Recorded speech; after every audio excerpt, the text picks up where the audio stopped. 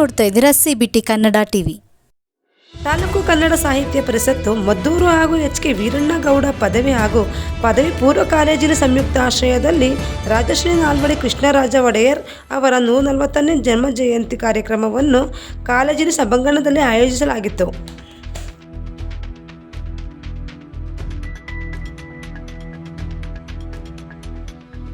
ಸಹಕಾರಿ ಸಂಘಗಳ ಕಾಯ್ದೆಯನ್ನು ಜಾರಿಗೆ ತಂದು 1913ರಲ್ಲಿ ಕೃಷಿ ಶಾಲೆಯನ್ನು ಓಪನ್ ಮಾಡ್ತಾರೆ.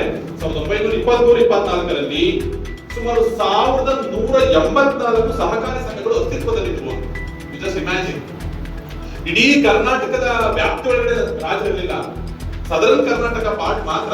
ಈ ಸಾಲಲ್ಲೇ ಸುಮಾರು 1184 ಸಹಕಾರಿ ಸಂಘಗಳು ಅಸ್ತಿತ್ವದಲ್ಲಿತ್ತು ಅಂತಂದ್ರೆ ಅವು ಸಹಕಾರಿ ಕ್ಷೇತ್ರಕ್ಕೆ ಕೊಟ್ಟಂತ ಏನಿದೆಯಲ್ಲ ಅದನ್ನ ಆ ನಷ್ಟವನ್ನ ಅಗ್ರಿಕಲ್ಚರಿಸ್ಟ್ ಕೃಷಿಕರಿಗೆ ಕೊಡಬೇಕು ಅನ್ನೋ ಕಾರಣಕ್ಕಾಗಿ ಅಗ್ರಿಕಲ್ಚರಿಸ್ಟ್ ಡೆಟ್ ರಿಲೀಫ್ ಆಕ್ಟ್ ತಗೊಂಡ್ಬಂದ್ರು.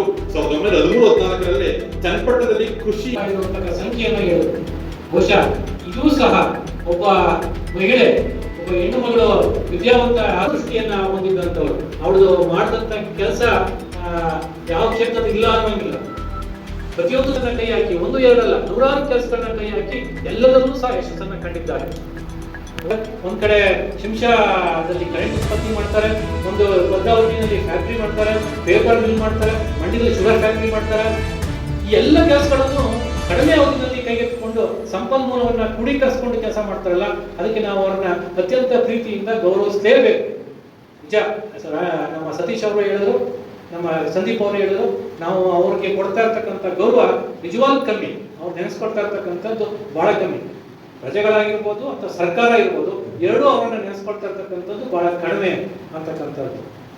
ಒಂದು ಸರ್ಕಾರ ಈಗಾಗಲೇ ಅವ್ರಿಗೆ ಖಂಡಿತ ನಾನು ಸಹ ಒತ್ತಾಯ ಮಾಡ್ತೇನೆ, ಭಾರತ ರತ್ನ ಪ್ರಶಸ್ತಿಯನ್ನ ಕೊಡ್ಬೇಕಾದಂತ ಎಲ್ಲ ಅರ್ಹತೆಗಳು ಅವ್ರಿಗಿದೆ ಅಂತಕ್ಕಂಥದ್ದು. ಅದು ಒಂದ್ ಕಡೆ ಆದ್ರೆ, ಸಹಕಾರಿ ಕ್ಷೇತ್ರದಲ್ಲಿ ಬಹಳ ವಿಶೇಷವಾದಂತ ಕೆಲಸವನ್ನ ಮಾಡಿದ್ರು, ಮತ್ತೆ ಪ್ರೋತ್ಸಾಹವನ್ನ ಮಾಡಿದ್ರು ಅಂತಕ್ಕಂಥ ಮಾತನ್ನ ಹೇಳಿದ್ರು. ಇಲ್ಲಿ ನಾನು ಒಂದು ಗುರುತು ಮಾಡ್ಕೊಳ್ತಕ್ಕಂಥ ಕೆಲಸವನ್ನ ಏನು ಮಾಡಬೇಕು ಅಂತ ಅನ್ಕೊಂಡಿದ್ದೀನಿ ಅಂತಂದ್ರೆ, ನಮ್ಮ ಸಂಸ್ಥೆ ಏನಿದೆ MH ಚೆನ್ನೇಗೌಡರು ವೀರಣ್ಣಗೌಡರ ಮಾವ, ಅವರು ಮದ್ದೂರಿನಲ್ಲಿ ಸುಮಾರು 100 ವರ್ಷಗಳ ಹಿಂದೆ ಒಂದು ಮದ್ದೂರು ಟೌನ್ ಕೋಆಪರೇಟಿವ್ ಸೊಸೈಟಿ ಅಂತ ಪ್ರಾರಂಭ ಮಾಡ್ತಾರೆ. ಅದು ಇವತ್ತೇನು ನಾವು ಮೈಕ್ರೋ ಲೋನ್ಸ್ ಅಂತ ಅಂತೀವಿ, ಆ ತರದ ಸಣ್ಣ ಸಣ್ಣ ಲೋನ್ ಕೊಡ್ತಕ್ಕಂಥ ಒಂದು ಸಹಕಾರಿ ಸಂಘ. ಆ ಸಂಘ ಅತ್ಯಂತ ಯಶಸ್ವಿಯಾಗಿ ಮದ್ದೂರಿನಲ್ಲಿ ಕರ್ತವ್ಯವನ್ನು ನಿರ್ವಹಿಸಿದ್ದಾರೆ. ಇದನ್ನ ಗಮನಿಸಿದಂತ ನಾಲ್ವಡಿ ಕೃಷ್ಣರಾಜ ಒಡೆಯರ್ ಅವರು MH ಚೆನ್ನೇಗೌಡರನ್ನ ಆಸ್ಥಾನಕ್ಕೆ ಕರೆದು ಅವರಿಗೆ ಪ್ರಶಂಸೆ ಮಾಡಿ ಒಂದು ಪ್ರಶಂಸನಾ ಪತ್ರವನ್ನ ಕೊಡ್ತಾರೆ. ಈ ರೀತಿಯಾದಂತ ಕೆಲಸವನ್ನ ಮಾಡಿದಂತ ಯಾವ ಸಹಕಾರಿಗಳಿದ್ದಾರೆ ಅವರಿಗೆ ಬೆಂತಟ್ಟತಕ್ಕಂಥ ಪ್ರೋತ್ಸಾಹ ಮಾಡತಕ್ಕಂಥ ಕೆಲಸವನ್ನ ಅತ್ಯಂತ ನಿರಂತರನ್ನು ಧೂಮಪಾನದ ದೂರವಿಡಬೇಕು ಅನ್ನೋ ಕಾರಣಕ್ಕಾಗಿ 1911ರಲ್ಲಿ the prevention of juvenile smoking act ಅಂತ ತರ್ತಾರೆ. 1911 ವಿಧವಾ ಪುನರ್ವಿವಾಹಕ್ಕೆ 1938ರಲ್ಲಿ the Mysore Hindu widow remarriage act ಅಂತ ತರ್ತಾರೆ. ಅಟ್ ದ ಸೇಮ್ ಟೈಮ್ ವಿಧವೆಯಾಗಿರ್ತಕ್ಕಂತಹ ಬಾಲ್ಯ ವಿಧವನ್ನ ಆಗಿರ್ತಕ್ಕಂಥ ಮಹಿಳೆಯರ ಶಿಕ್ಷಣಕ್ಕೆ ಅಂತ ದೇವರಾಜ ಬಹದ್ದೂರ್ ಫಂಡ್ ಅಂತ ಮಾಡಿ ವಿಡೋ ಹೋಮ್ ಸ್ಥಾಪನೆಗಳನ್ನ ಮಹಾರಾಜರು ಆ ಸಂದರ್ಭದಲ್ಲೇ ಮಾಡ್ತಾರೆ. At the same time 1933 the Hindu law women rights act ಅಂತ ಮಾಡಿ ಮಹಿಳೆಯರಿಗೆ ಆಸ್ತಿಯಲ್ಲಿ ಹಕ್ಕನ್ನ ಗಳಿಸ್ಕೋಬೇಕು ಅನ್ನೋದನ್ನ ಮಹಾರಾಜರು ಅವತ್ತಿನ ಸಂದರ್ಭದಲ್ಲೇ ಮಾಡಿದ್ರು. ಇನ್ನು 1932ರಲ್ಲಿ the Mysore maternity benefit act ಅಂತ, ಯಾರು ಕೆಲಸದ ಕಾರ್ಖಾನೆಗಳಲ್ಲಿ ದುಡಿತಾ ಇರ್ತಕ್ಕಂಥ ಮಹಿಳೆಯರು ಏನಿದ್ದಾರೆ ಅವರು ಗರ್ಭಿಣಿಯಾದ ಸಂದರ್ಭದಲ್ಲಿ ಮೆಟರ್ನಿಟಿ ಲೀವ್ ನ ಕೊಡಬೇಕು, ಆ ಬೆನಿಫಿಟ್ ನ ಕೊಡಬೇಕು ಅಂತ ಆ ಸಂದರ್ಭದಲ್ಲಿ ಮೈಸೂರಿನ ಮಹಾರಾಜರು ಕಾನೂನ ರೂಪಿಸಿದ್ರು. ಇನ್ನ ಎಜುಕೇಶನ್ ವಿಚಾರವಾಗಿ ಮಾತಾಡೋದಾದ್ರೆ, ಜುಲೈ 25, 1916ರಲ್ಲಿ ಭಾರತೀಯ ಸಂಸ್ಥಾನಗಳಲ್ಲಿ ಮೊಟ್ಟ ಮೊದಲ ಯೂನಿವರ್ಸಿಟಿನ ಸ್ಥಾಪನೆ ಮಾಡಿದ್ದು ಮೈಸೂರಿನ ರಾಜರಾದಂತಹ ನಾಲ್ವಡಿ ಕೃಷ್ಣರಾಜ ಒಡೆಯರ್. ಇದನ್ನ ಇದಕ್ಕೆ 5 ವರ್ಷಗಳ ಹಿಂದೆನೆ, ಅಂದ್ರೆ 1910-11ನೇ ಇಸ್ವಿಯಲ್ಲೇ ಮೈಸೂರು ಭಾರತ ಕಾಲೇಜಿನ ಪ್ರೊಫೆಸರ್ ಮತ್ತೆ ಪ್ರಿನ್ಸಿಪಲ್ ಆಗಿದ್ದಂತಹ ರೆಡ್ಡಿ ಸರ್ ಅವರ ಸಮ್ಮುಖದಲ್ಲಿ ಏನ್ ಮಾಡ್ತಾರೆ, ಸುಮಾರು 5 ವರ್ಷಗಳ ಕಾಲ ವಿದೇಶಿ ಯೂನಿವರ್ಸಿಟಿಗಳನ್ನ ಅಧ್ಯಯನಕ್ಕೆ ಒಳಪಡಿಸಿ ನಮ್ಮ ಪ್ರಾಂತದಲ್ಲೂ ಸಹ ಒಂದು ಉನ್ನತ 1916ರಲ್ಲಿ ಇಡೀ ಭಾರತೀಯ ಸಂಸ್ಥಾನಗಳಲ್ಲಿ ಮೊಟ್ಟ ಮೊದಲ ಯೂನಿವರ್ಸಿಟಿಯನ್ನು ಸ್ಥಾಪನೆ ಮಾಡಿದ್ದು ನಾಲ್ವಡಿ ಅವರು. ಹಾಗೆಯೇ 1915-16ನೇ ಇಸ್ವಿಯ ಸಂದರ್ಭದಲ್ಲಿ ಮಹಿಳೆಯರಿಗೆ ಮೀಸಲಾದ ಶಾಲಾ ಕಾಲೇಜುಗಳ ಒಟ್ಟು ಸಂಖ್ಯೆ ಸುಮಾರು 525. ಯಾವ ಸಾಮಾಜಿಕ ವ್ಯವಸ್ಥೆ ಒಳಗಡೆ ಮಹಿಳೆಯರು ಕೇವಲ 4 ಗೋಡೆಗಳ ಮಧ್ಯೆ ಇರಬೇಕು ಅಂತ ಇತ್ತೋ, ಯಾರಿಗೆ ಶಿಕ್ಷಣದಿಂದ, ಉದ್ಯೋಗದಿಂದ ಮತ್ತು ಸಾಮಾಜಿಕ ಎಲ್ಲ ಹಕ್ಕು ಬಾಧ್ಯತೆಗಳು ನಿರಾಕರಿಸಲ್ಪಟ್ಟಿತ್ತೋ ಆ ಮಹಿಳೆಯರಿಗೆ ಅಂತಾನೆ 15-16ನೇ ಇಸ್ವಿನಲ್ಲಿ 1915-16 ಇಸ್ವಿನಲ್ಲಿ ಮಹಿಳೆಯರ ಶಿಕ್ಷಣಕ್ಕೆ ಅಂತ ಒತ್ತು ನೀಡಿದಂತ ಸಂದರ್ಭದಲ್ಲಿ ಸುಮಾರು 525 ಸ್ಕೂಲ್ಗಳಿತ್ತು. ಒಂದು ಶಾಲೆಗೆ 10 ಜನಕ್ಕಿಂತ ಹೆಚ್ಚು ಜನ ಸೇರ್ಕೊಂಡ್ಬಿಟ್ರೆ ಸಪರೇಟ್ ಆದಂತ ಸ್ಕೂಲ್ ತೆರಿಬೇಕು, 25 ಜನ ಮಹಿಳೆಯರು ಸೇರ್ಕೊಂಡ್ಬಿಟ್ರೆ ಪ್ರತ್ಯೇಕವಾದ ಯೂನಿವರ್ಸಿಟಿನೇ ತೆರಿಬೇಕು ಅನ್ನುವಂತ ಕಾನ್ಸೆಪ್ಟ್ ನ ಹೊಂದಿದವರು ಮಹಾರಾಜರು ಆ ಸಂದರ್ಭದಲ್ಲಿ. ಹಾಗೇನೆ ವಿದ್ಯಾರ್ಥಿನಿಯರ ಸಂಖ್ಯೆ ಅವತ್ತಿನ ಸಂದರ್ಭದಲ್ಲಿ 39,822 ಇದ್ರೆ 15-16 ಇಸ್ವಿನಲ್ಲಿ 1921-22 ಇಸ್ವಿಯಲ್ಲಿ ಸುಮಾರು 54,000 ವಿದ್ಯಾರ್ಥಿನಿಯರು ಓದ್ತಾ ಇದ್ರು. ನಾನು ಹುಡುಗರ ಬಗ್ಗೆ ಮಾತನಾಡ್ತೇನೆ ಇಲ್ಲ, ಮಹಿಳೆಯರ ಶಿಕ್ಷಣಕ್ಕೆ ಕೊಟ್ಟಂತ ಒತ್ತಿದೆಯಲ್ಲ 1931-32 21-22 ಇಸ್ವಿಯಲ್ಲಿ ಸುಮಾರು 54,000 ವಿದ್ಯಾರ್ಥಿನಿಯರು ಓದ್ತಾ ಇದ್ರು ಅನ್ನುವಂಥದ್ದು. ಹಾಗೇನೆ ಅಸ್ಪೃಶ್ಯರಿಗೆ, ಗಿರಿಜನರಿಗೆ, ಸೋಲಿಗರಿಗೆ ಪ್ರತ್ಯೇಕವಾದ ಶಾಲೆಗಳನ್ನ ಓಪನ್ ಮಾಡೋದು.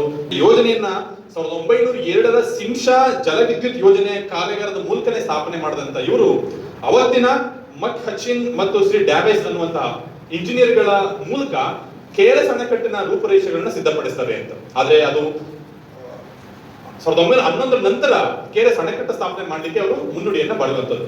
ಗಮನಿಸಿ, ಅವತ್ತಿನ ಸಂದರ್ಭಕ್ಕೆ ವೆಚ್ಚ ಮಾಡಿದ್ದು ಎಷ್ಟು ಅಂದ್ರೆ 2,40,00,000. ಸೊ ಅವರ ಚಿನ್ನಾಭರಣಗಳ ಎಲ್ಲವನ್ನು ಮುಂಬೈ ಪ್ರಾಂತದಲ್ಲಿ ಅಡ ಇಟ್ಟು ಅದನ್ನ ಮಾರಾಟ ಮಾಡಿ KRS ಅಣೆಕಟ್ಟನ್ನ ಸ್ಥಾಪನೆ ಮಾಡ್ತಾರೆ. ಯಾತಕ್ಕಾಗಿ ಅಂದ್ರೆ ಈ ಭಾಗದ ಸುಮಾರು 1.5 ಲಕ್ಷ ಎಕರೆ ಜಮೀನುಗಳಿಗೆ ನೀರಾವರಿ ಸಹಾಯವನ್ನ ಮಾಡಬೇಕು ಅಂತ.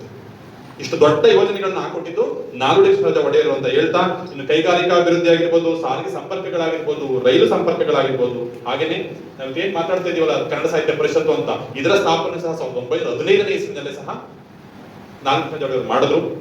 ಹಾಗೇನೆ 1903ರಲ್ಲಿ ಮೈಸೂರು ಇಂಪ್ರೂವ್ಮೆಂಟ್ ಟ್ರಸ್ಟ್ ಅಂತ ಮಾಡಿ ನಾನು ಹೇಳಿದ್ನಲ್ಲ, ಮೂಡ ಅನ್ನುವಂತಹ ಸ್ಥಾಪನೆಯನ್ನು ಮಾಡ್ತಾರೆ. ಸೊ ಇಷ್ಟೆಲ್ಲ ಅವಕಾಶಗಳನ್ನ, ಇಷ್ಟೆಲ್ಲ ಆದ್ಯತೆಗಳನ್ನ ಮೈಸೂರು ಸಂಸ್ಥಾನದ ನಾಲ್ವಡಿ ಕೃಷ್ಣರಾಜ ಒಡೆಯರು ಕೊಟ್ಟ ಪರಿಣಾಮ ಇವತ್ತು ಸುಖಿ ರಾಜ್ಯದ ಪರಿಕಲ್ಪನೆಯನ್ನ ಕಂಡಂತಹ ಮಹಾತ್ಮ ಗಾಂಧೀಜಿಯವರು ಇವರಿಗೆ ರಾಜಶ್ರೀ ಅಥವಾ ರಾಜಋಷಿ ಅನ್ನುವಂತ ಬಿರುದನ್ನ ಕೊಡ್ತಾರೆ. ಅಂತಹ ರಾಜಶ್ರೀ, ರಾಜಋಷಿ ಅನ್ನುವಂತ ಬಿರುದನ್ನ ಪಡ್ಕೊಂಡಂತಹ ನಾಲ್ವಡಿಯವರ ಕೊನೆ ಗಳಿಗೆಗಳು ಮಾತ್ರ ಅಷ್ಟೇ ಕಷ್ಟವಾಗಿದ್ದು ಅನ್ನೋದನ್ನ ನಾವು ಅದರ ಕಾರಣಕ್ಕೂ ಮರಿಬಾರದು. ಆದ್ರೆ ಅವರು ಬದುಕಿದ್ದು ತನ್ನ ಸ್ವಾರ್ಥಕ್ಕಾಗಿ ಅಲ್ಲ. ನಾವು ನೆನಪಿಸ್ಕೊಳ್ತಾ ಇರ್ತಕ್ಕಂಥ ರಾಜ ಸಂಸ್ಥಾನಗಳಲ್ಲಿ ಪ್ರಮುಖವಾದ ಹೆಸರು ಯಾವುದು ಅಂದ್ರೆ ನಾಲ್ವಡಿ ಕೃಷ್ಣರಾಜ ಒಡೆಯರ್. ಯಾತಕ್ಕಾಗಿ ಅಂತಂದ್ರೆ ಅವರು ಪ್ರಜೆಗಳಿಗೋಸ್ಕರ ಮಾಡಿದಂತ ಅಷ್ಟು ಮಹತ್ ಕಾರ್ಯಗಳು ಇವತ್ತು ನಮ್ಮನ್ನ ಕಾಪಾಡ್ಕೊಂಡು ಬಂದಿವೆ. ನೀವು ನೋಡಿರ್ಬೋದು, ಹಳ್ಳಿಗಳಲ್ಲಿ ಮಾರಿಗುಡಿಗಳಲ್ಲಿ ಸ್ಕೂಲ್ಗಳನ್ನ ಸ್ಥಾಪನೆ ಮಾಡಿದ್ರಿ ಸಂದರ್ಭ ಈ ಪ್ರಾಂತದಲ್ಲಿ ಅಂತ. ಆ ಮಾರಿಗುಡಿಗಳ ಸ್ಕೂಲ್ಗಳನ್ನ ಸ್ಥಾಪನೆ ಮಾಡಲಿಕ್ಕೆ ಮೇಲ್ಪಂಕ್ತಿಯನ್ನ ಹಾಕೊಟ್ಟಿದ್ದು ಯಾರು ಅಂದ್ರೆ ಅವತ್ತಿನ ಕಾಲದಲ್ಲಿ ಸುಮಾರು 100-120 ವರ್ಷಗಳ ಹಿಂದೆನೆ ಹಾಕೊಟ್ಟಂತಹ ನಾಲ್ವಡಿಯವರ ದಿವ್ಯ ಕನಸದು ಅಂತ.